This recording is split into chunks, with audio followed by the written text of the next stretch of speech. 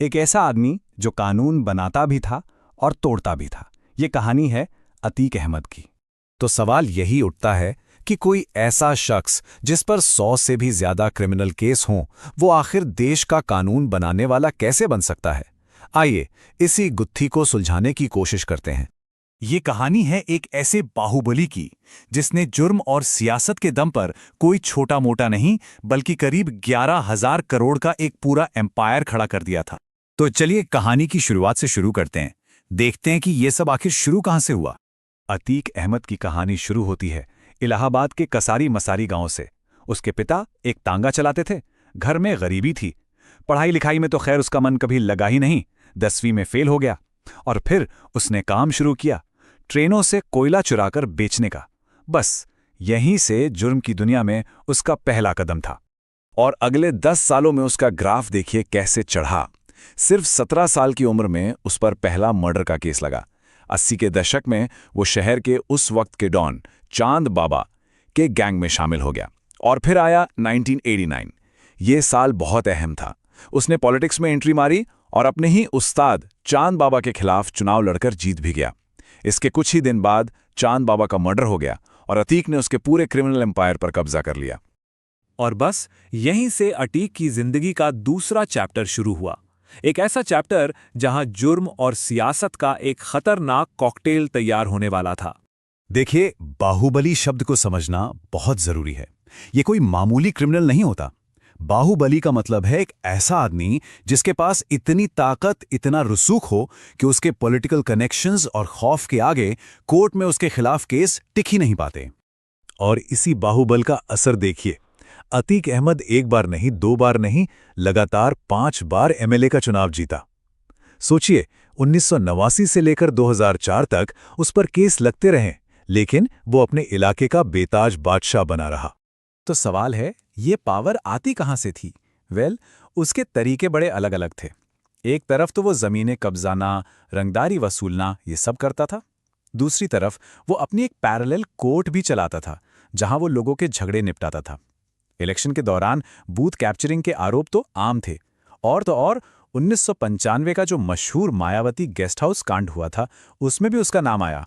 अब आते हैं कहानी के उस मोड़ पर जब अतीक अपने करियर की बुलंदी पर था और वहीं उसने एक ऐसी गलती की जिसने उसके पूरे साम्राज्य के खात्मे की कहानी लिख दी। साल था 2004। अतीक अब विधायक से सांसद बन गया। और सीट कौन सी जीती? फूलपुर। जी हां, वही सीट जहां से कभी देश के पहले प्रधानमंत्री जवाहरलाल नेहरू चुनाव लड़ते थे। ये उसके सियासी करियर का पीक था। अब जब वो सांसद बना तो उसकी एमएलए वाली सीट खाली हो गई। उस पर उपचुनाव हुआ। अतीक ने अपने भाई अशरफ को खड़ा किया। सबको लगा कि अशरफ आराम से जीत जाएगा, लेकिन एक ट्विस्ट आया। बीएसपी के एक उम्मीदवार राजू पाल ने सबको चौंकाते हुए चुनाव जीत लिया। ये हार अतीक के दबदबे को एक खुली चुनौती थी। और इसके बाद जो हुआ, उसने पूरे प्रदेश को हिलाकर रख दिया। राजूपाल पर पहले तो जान से मारने की 2 नाकाम कोशिशें हुईं, लेकिन फिर उनकी शादी के सिर्फ 9 दिन बाद दिन दहाड़े उनके काफिले पर हमला हुआ। राजूपाल को 19 गोलियां मारी गईं। इस मर्डर का एक चश्मदीद गवाह था, उनका दोस्त और वकील उमेश पाल। ये नाम याद रखिएगा, क्योंकि पूरी कहानी आगे इसी नाम के इर्द गिर्द घूमने वाली है। अब जरा साल 2008 की तस्वीर देखिए, कितनी अजीब है। अतीक अहमद जेल की सलाखों के पीछे है और साथ ही वो देश की संसद का एक मेंबर भी है। और बात यहीं खत्म नहीं होती। उस वक्त पार्लियामेंट में इंडिया यूएस न्यूक्लियर डील पर एक बहुत ही जरूरी वोटिंग होनी थी। सरकार को एक वोट की जरूरत थी। तो जानते क्या हुआ? अतीक अहमद को खास तौर पर जेल से निकालकर संसद ले जाया गया, सिर्फ एक वोट डालने के लिए। इससे अंदाजा लगा सकते हैं कि जेल में रहकर भी उसका रसूख कितना बड़ा था। लेकिन कहते हैं ना, हर चीज का एक अंत होता है, और अतीक के साम्राज्य का अंत बेहद हिंसक और नाटकीय था। याद है, मैंने एक नाम याद रखने को कहा था, उमेश पाल। 18 साल बाद 24 फरवरी 2023 को उसी उमेश पाल की, जो राजूपाल मर्डर केस का मुख्य गवाह था, सरेआम हत्या कर दी गई। बस यही वो घटना थी जिसने अतीक के एम्पायर के ताबूत में आखिरी कील ठोक दी। इस मर्डर के बाद पुलिस ने जो एक्शन शुरू किया वो बहुत तेज था। कुछ ही हफ्तों में एक एक करके पहले ड्राइवर अरबाज, फिर शूटर उस्मान और फिर 13 अप्रैल को अतीक का अपना बेटा असद अहमद पुलिस एनकाउंटर में मारे गए। उधर अतीक को भी शायद अपनी मौत का अंदेशा हो गया था। उसने खुद मीडिया से कहा कि एक पुलिस वाले ने उसे धमकी दी है कि जेल से बाहर निकालकर तुम्हें मार देंगे।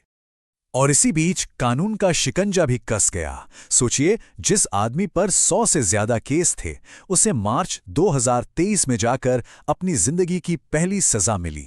उमेश पाल के अपहरण केस में उसे उम्र कैद हुई। और फिर आई वो रात जिसने इस पूरी कहानी पर फुल स्टॉप लगा दिया। तारीख थी 15 अप्रैल 2023। रात का वक्त था। पुलिस अतीक और उसके भाई अशरफ को मेडिकल चेकअप के लिए हॉस्पिटल ले जा रही थी। गेट के पास मीडिया ने उन्हें घेर लिया। वो कुछ बोल ही रहे थे कि तभी पत्रकार बनकर आए 3 हमलावरों ने उन पर गोलियों की बौछार कर दी। और ये सब हुआ लाइव टीवी पर पूरे देश के सामने। जब हमलावर पकड़े गए तो उन्होंने कहा कि वो तो जुर्म की दुनिया में अपना नाम बनाना चाहते थे, इसलिए अतीक को मार दिया। लेकिन कहानी क्या वाकई इतनी सीधी है? एक सवाल आज भी हवा में तैर रहा है। ये हमलावर छोटे मोटे क्रिमिनल्स थे जिनके पास शायद खाने के पैसे भी नहीं थे, तो फिर उनके पास 7-7 लाख रुपए की वो महंगी टोकिश पिस्टल कहां से आई? ये वो सवाल है जिसका जवाब शायद कभी ना मिले। और शायद इसी सवाल में इस कहानी का असली सच छिपा है। अगर वीडियो पसंद आए तो लाइक करो, सब्सक्राइब भी करो और सपोर्ट करते रहो। Thanks for watching my videos.